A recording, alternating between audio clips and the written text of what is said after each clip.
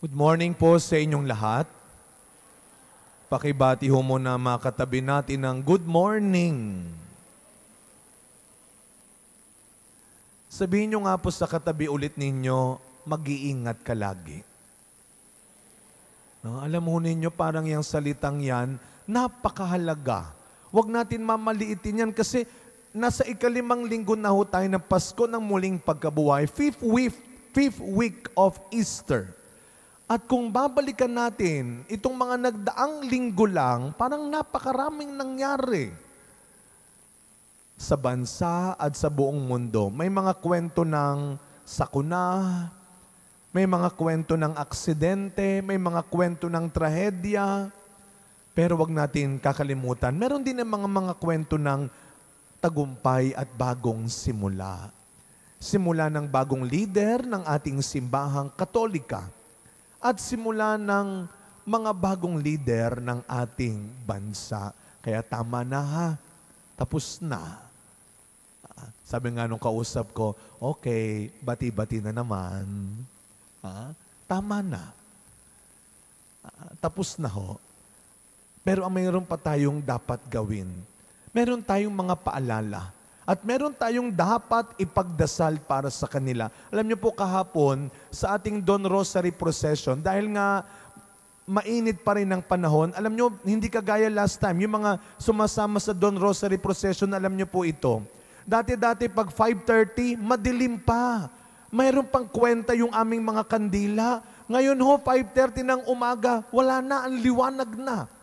Kaya kahapon habang naglalakad kami sa Don Rosary dyan sa Laberisa, alam niyo, ako po ay tumitingin-tingin sa paligid, sa taas, at isa lang po ang aking tanong, sino at kailan naman kaya nila tatanggalin ang mga kinabit at sinabit nila?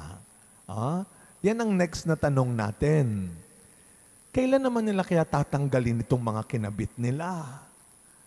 Sino kaya ang magtatanggal ng mga kinabit nila? Dito tayo ngayon magkakaalaman kung sino sa kanila ang may wagas at matapat na hangaring magmalasakit. Dapat, win or lose, good example ka. At ganun din tayo sa buhay natin.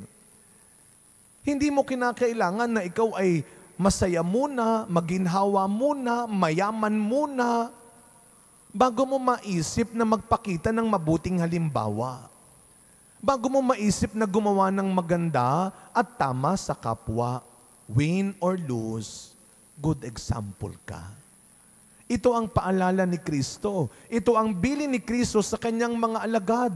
Bago siya bumalik sa kanyang Ama sa langit, 2 linggo na lang ho ang Easter.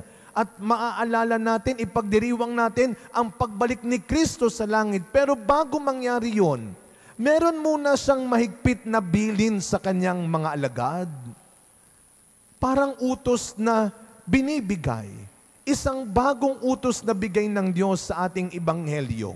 Ano ang sabi ni Kristo sa mga alagad? Dito kayo makikilala. Dito kayo pararangalan ng mga alagad ko. Kung tinuturuan ninyo ang mga tao na mabuhay sa pag-ibig.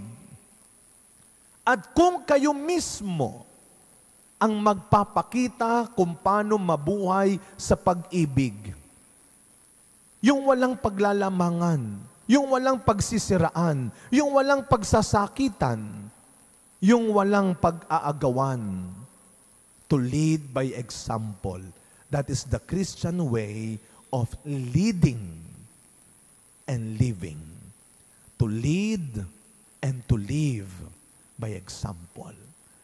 Kaya nga, naalala ho ninyo, bago siya ipako sa krus, hinugasan niya ang paa ng mga alagad. At ano ang sabi niya? Kung paanong hinugasan ko ang paa ninyo, gayon din ang gawin ninyo sa isa't isa. To lead by example. Kaya nga yan ang laging binibilin. Kahapon nakakatuwa, meron akong pinapanood, noontime show. Ini-interview yung contestant. Dahil daw siya ay relihiyosa, madasalin, At ano ang sabi nung host? Bakit ka naging relihiyosa? Bakit ka naging madasalin? Anong sabi niya? Kasi po, gusto ko po maging ganun din ng mga kapatid ko. Bilang panganay, kailangan kong ipakita sa kanila. At yun na ho ang buhay ngayon. Gone are the days na puro salita ka lang. Ipakita mo. And that is the Christian way to lead. Ito ang ginawa rin ni Bernabe, ni Pablo sa first reading natin. Doon sa mga alagad, pinalakas nila ang loob ng mga alagad. Dahil yung persecution, buhay na buhay noon. Kaya natatakot pa rin yung ibang sumunod kay Kristo. Sumunod doon sa mga apostol dahil natatakot sila. Pati yung mga nagsisimula ng mangaral. Kaya dumating si Pablo at Bernabe, pinalakas nila ang loob ng mga alagad sa pamamagitan ng kanilang pagkukwento, pagpapatotoo sa sarili nilang karanasan na kami nga, dinanas namin yan. Naalala ko, minsan magbibigay ako ng talk. Sabi nung nanay ko sa akin, Toy, aatin ako ng talk mo. Wag na. Sige na, gusto ko marinig yung talk mo. Wag na. Sige na, aatin ako. Sige, bahala ka. Umatin siya ng aking talk. Pagkatapos ng aking talk, alam nyo, naggalit sa akin. Sabi niya, pambihira ka naman. Pati ba naman yun, kinukwento mo pala? Kinukwento ko kasi yung love story nila. Sabi ko, tinanong naman kita kung gusto mo. Sabi niya, bakit pati yung kinukwento mo? Sabi ko, ma, mas mainam nang ikwento ang buhay natin kaysa kwento natin ang buhay ng may buhay. Huwag kayong nasasanay na pinagpepiestahan ninyo at pinagpapasapasahan ninyo, lalo na ang problema, ang pagkakamali ng ibang tao. Hindi maganda yun. Hindi tama yun. Nakakahiya ka. Alam nyo ang nakakadakila? Ano ang sabi ni Kristo? Huwag mong ikakahiya ang mga pinagdaanan mo, ang mga sugat, ang pinagpawisan mo, kahit na ikaw ay nasaktan at nasugatan. Pero tandaan mo, habang ikinukwento mo ito, pinagdiriwang natin ang tagumpay mo. Amen? Nanalampasan mo yon. Kaysa kwento mo ang buhay ng ibang tao. Moral support.